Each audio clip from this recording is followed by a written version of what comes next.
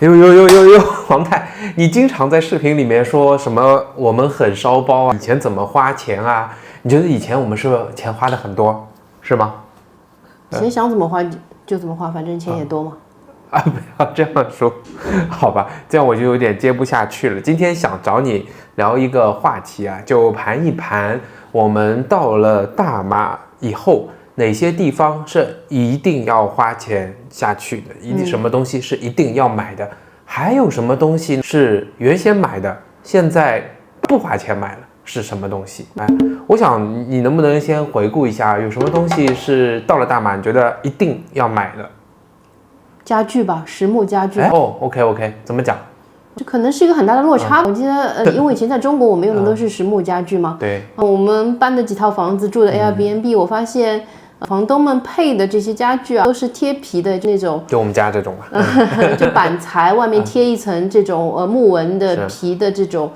我们叫合成家具，叫宜家风。我感觉这个感觉就完全不像家，而像一个大学宿舍或者是那种廉价旅馆，所以我觉得这是一定要买。买完之后就感觉说有家的感觉了，生活有温度了。对，是的，而且家具啊这个东西。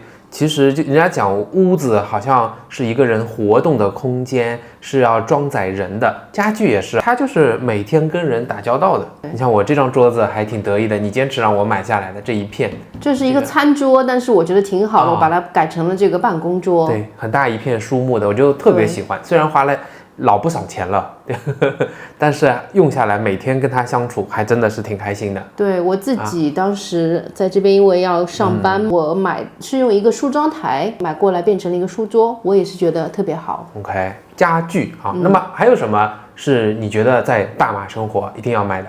好，那我来一个吧，是你帮我买的，本来我不觉得很重要。等一下，我用脚拿起来，噔，就是拖鞋。这样的拖鞋，你那只拿给我一下。我那只。你给我买了2双嘛，一双是类似这样的，这个是你这只嘛？对。还有一双是软软的，我在家里穿。为什么？其实这个符合我们的理念啊，因为在大马生活的，每天穿拖鞋的时间，家里的加上外面的，其实太多了。基本上除了睡觉，剩余的16个小时都是穿拖鞋。那你有一双好的拖鞋，其实对自己的支撑是很好的。好像你说用了拖鞋以后，对你身体疼痛的改变都有，对吗？我也不知道是上了年纪还是马来西亚搬来马来西亚之后身体给我的这个反应。我刚来的时候穿自己以前平常的那种薄底的牛皮拖鞋，早上一起来双脚落地，感觉像五雷轰顶的，就是从脚底板升起来的痛是吧？对，但是我一个很懂医的朋友跟我们说，可能是你鞋子的问题，你需要足弓这里部分的支撑，给我推荐了这一款德国的硬底鞋。对，穿了之后太神奇了。对，这个我们都花了不少钱了。如果说书桌是噔马币，这个就是噔马币。为什么我觉得这个一定要买，而且值得一说呢？那是因为通常大家会觉得拖鞋嘛，随便穿一下就好了。而且马来西亚很多人是不穿拖鞋，大家赤脚的，是一个很便宜的东西。但是正因为它跟你朝夕相处，对你很重要，反而钱花在这里，我们觉得是值得的。对，尤其是像在家里面时间久，其实你站立的时候。它能够给你很好的足弓支持，这会改善你整个的从脚底一直到膝关节，还有你的腰椎部分的一个感受。这个倒是要谢谢你。那就着这个思路呢，我最近买了一个比较贵的枕头，这一下解决了我睡觉的问题。对，你让我去买，我们就差没有去把床垫再去更换，因为实在太大件。这个枕头买完以后，我觉得每天的睡眠质量就明显的感到好了很多，睡得很踏实。我想还可以补充2样东西，一个是扫地机器人，这个是由我在上海的时候就带入到家庭的吧？你觉得是不是也挺有用的？对，可以，但是有点可惜，我觉得马来西亚能够买到同样的咱们中国品牌的这个版，功能上要少很多。对，我们买了小米的扫地机器人，同样来讲，在大马买的版本，它就没有一个小区域的这种叫区域清扫。集成盒不像我们在中国用的，2年之前就已经有那种1个月，它集成盒特别大，1个月才做一次集成，对吗？不像我们这个盒子特别小。这边可能也有，但价格就得上去不少了。哦，是吗？对，那好在什么地方呢？因为我们做 condo， 它整个一个 flat 的平面，如果有了扫地机器人，你让它1天1次或者是2次启动一下，再说我们家有猫，那整个地面的清洁就会完成了，你就让它去弄就好了。也就是平时你可能要花不少时间去清扫的这个功夫就不用了。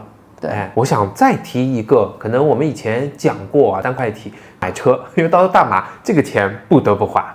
好，那我们讲了在大马来必须要买的东西，那好像到了大马省了不少钱啊，是因为不买的东西这个列表也很长。你说说看，哪些东西你节省下来了？和上班有关的一些就一大堆了。对，比如说我用了日抛隐形眼镜，这个就隐形眼镜是对不用了。还有，因为我现在是nov铺，不用洗发水，所以我一直用茶籽粉洗头，很贵的这些香波就不用再买了。对，还有化妆品嘛。对，以前的每3个月要染发的，比如说我现在不染发已经1年多了，但是好像白发也没有变多啊，太神奇了。而且时间也省了很多啊，每次送你去路上来回2个小时，你在那边还得待上很久。对吧？也是很省时间，很省钱嘛。你说实话，我好像白头发真的不多了。对啊，就那么几丝是吧？闪耀着智慧的光芒。一直是那2根，对，也没有多，就没有太多哦。还有啊，你好像有提到过那些什么珠宝首饰啊，那些衣服 attire 就都省了，对不对？对，特别是衣服上来说的，我们在这边基本上就改成麻跟这个棉，可以放进洗衣机里面去洗的。真丝这种就羊绒更用不上了，这也是省了很大一笔啊。对我来讲，原先在职场上倒是没有花很多钱去购置衣物、化妆，也更不需要做头发。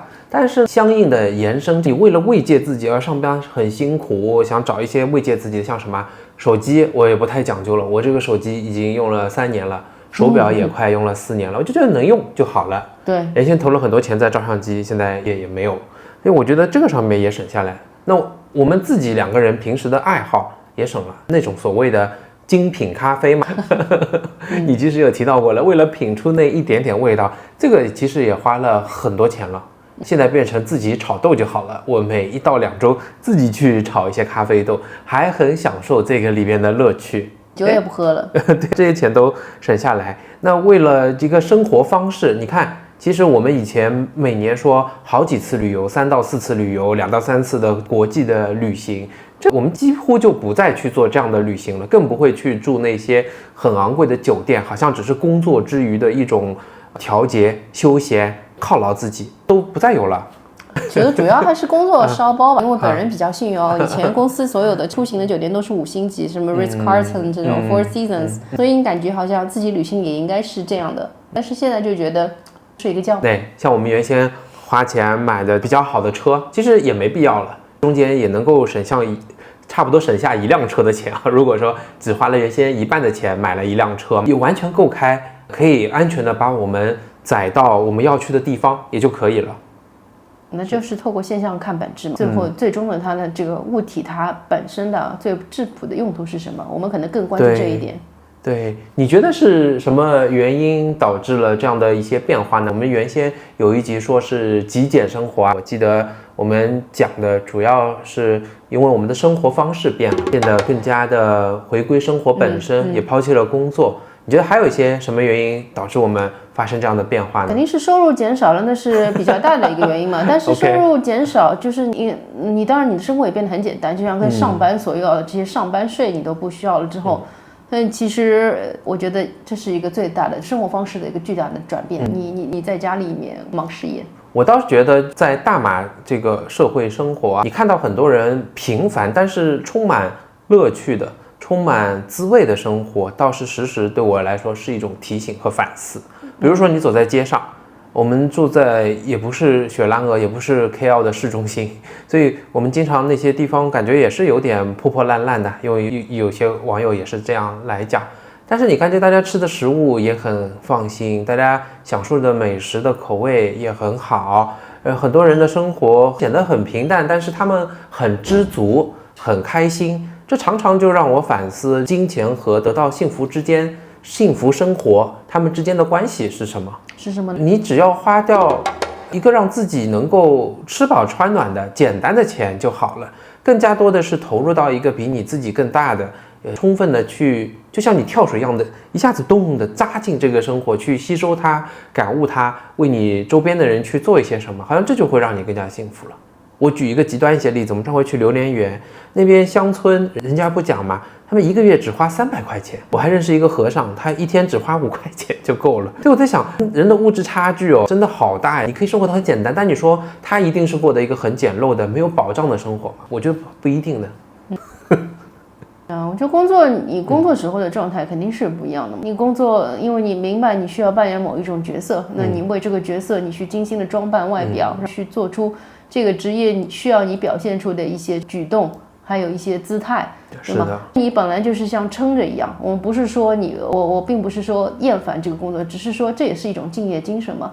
但是你在这边生活跟工作本来就是两回事情，对，你不需要去扮演这个角色之后，你就沉浸式的生活。生活的本质是什么？那就是回归自己喽。对，你这个说法对我也很有启发的。就在工作中，好像你跑到了一个舞台上，你要戴上一副面具，整体从你的装备、心理的你与人相处的方式，都好像要切换一种模式。